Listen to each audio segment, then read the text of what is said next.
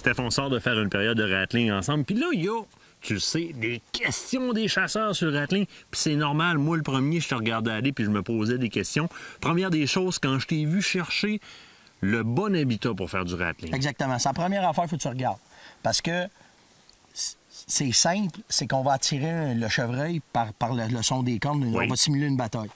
Si tu n'as pas de vision, il va venir quand même, mais tu le verras pas. Le bois sale, par Le bois exemple. sale, Là. on le sait qu'ils sont là. Fait que là, ce que tu vas faire, c'est que tu vas essayer de travailler tes transitions. Tu vas essayer de travailler un bûcher ouvert. Tu vas essayer de travailler un champ. Tu vas essayer de travailler un bord de lac où est-ce que tu vas le forcer à s'en venir. Mais ce que tu veux, c'est au moins essayer d'avoir une vision, je te dirais, d'à peu près 60 mètres. Tu vas avoir des options de tir, là. Bien, t'as pas le choix, là. Il faut quand même que tu puisses le voir, l'analyser, identifier ton gibier, être sûr que c'est un mâle, parce que les femelles rentrent quand même sur le rattling aussi. Ils sont curieuses, ils Ils viennent sont voir. curieuses. Puis si tu fais une chasse sélective, que tu veux pas tirer le premier jeune mâle qui va rentrer, ben il faut que tu sois capable de bien l'identifier. Fait que première chose, tu essaies de voir, c'est de la vision. Deuxième chose que tu regardes après, tout de suite, là, le vent. 99% du temps, le chevreuil va rentrer le nez dans le vent. Et voilà. Tu m'as chicané tantôt, je ne l'avais pas. Et voilà. Tu le sais comment. Puis regarde, je dois être rendu à ma 12e bouteille cette année, OK, à la chasse. C'est le nose qui va te dire tout le temps comment est-ce qu'il est le vent. Fait que tu le prends, regarde, tu m'as vu, je marche, je passe, exactement. Je passe mon temps à vérifier le vent. Tu sais, tu le vois, là, le nuage que ça fait, ça te donne tout de suite la direction. C'est ça que tu as besoin.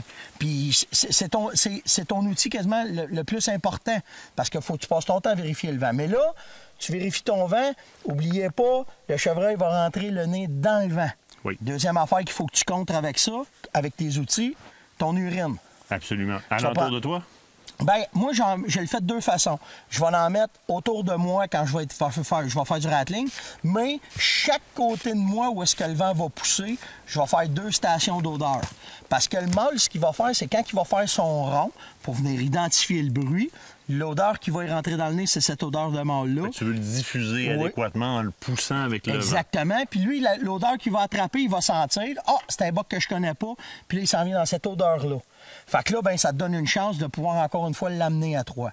Troisième outil que j'utilise, mon grunt. OK? Le grunt, je vais l'utiliser en commençant. OK? Un petit peu de grunt, voir s'il va arriver de quoi. Puis ensuite de ça, là, je vais embarquer avec mon 4e outil, mes cornes. Avant la prochaine question, tu sais, je vais te parler de tes séquences, de quelle façon tu t'organises. Je veux juste récapituler puis être sûr. Moi, je le sais que ça se tient dans le bois sale. J'ai vu des signes. Le bois sale qui est en face de moi est génial. Exactement. Je me trouve une belle ouverture. Oui. Je calcule mon vent. Si mon vent pousse dans le bois sale, magique. Magique. Ça va porter mon son puis ça va porter l'odeur que je vais répartir. Exactement. Latéralement, Vers ce ton bois-là. chevreuil. Je m'installe. Puis là, on voit les outils. Tu as tes cornes, tu as ton Un grunt. petit peu de grunt. Là, dis-moi, c'est quoi les séquences que je vais faire un coup installé?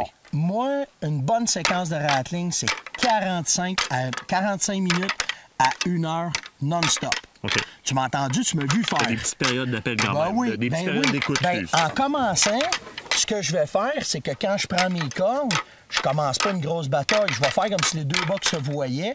Puis tranquillement, je vais juste les cogner ensemble. Oh, je suis là. Moi, je t'ai entendu souffler avant. Bon, ben ça, c'est une autre affaire que je fais. Mais tu vois-tu, là, tu me parles le sneeze que je fais avant. Oui. Ça dépend comment est-ce que je vais me préparer, où est-ce que je vais être. OK?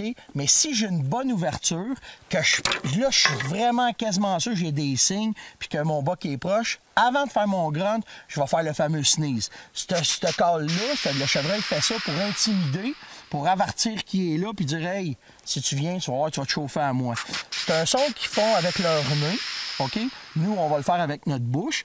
Puis si tu dis « chut », OK? Chut. Tu sais, quand on fait « chut Oui. hey, les enfants, chut », bon, ben tu vas faire ça, mais tu vas le pousser avec tes poumons. Fait que tu vas faire « chut, chut, chut ». Mais tu le pousses fort. Oui, faut que tu le pousses, faut que tu sortes. Puis plus que tu vas aller le chercher avec ton estomac, plus que ça va le faire agressif. Tu sais, faire OK. une fois. C'est ce que j'ai entendu tantôt. T'écoutes, il n'y a rien une autre fois. Là, il n'y a rien. OK? Là, on va imaginer la femelle est là, les deux bocs se voient, burp, burp, ils vont s'intimider. Burp, burp. Il a fait son sneeze. Puis là, ils vont venir se rencontrer. Tranquillement. Petit au début. Oui, je vais juste y aller comme ça. Je vais faire ça 5, 10 minutes de temps. Là, naturellement, à un moment donné, tu commences à avoir les biceps qui chauffent. T'en profites de faire une période d'écoute? T'écoutes un petit peu. 1 minute, 2 minutes. T'as trop chaud au biceps, 4 minutes si tu veux. Puis là, après ça, tu recommences. La deuxième séquence, plus agressif un peu, pour aller chercher un peu plus loin, s'il n'est pas là. Mes meilleures séquences d'appel, c'est la deuxième. Si tu prends ton laps de temps, de 0, tu arrives à 20 minutes. Dans ton premier 20 minutes, c'est le meilleur de ton rattling. Après, c'est parce qu'il peut être beaucoup plus loin. Puis là, il va s'en venir tranquillement.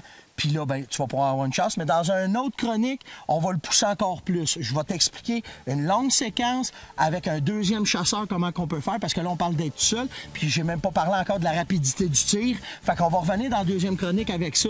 Puis là, on va être capable de pousser encore plus. Mais là, on vient de faire la base. Ça fait quand même le vent, l'habitat, nos 4 outils de travail. Puis là, les séquences qui vont durer 45 minutes à 1 heure. Puis là, on va avoir du succès. Steph, un gros merci. Ça fait plaisir. On en reparle d'une prochaine chronique. Absolument. Merci.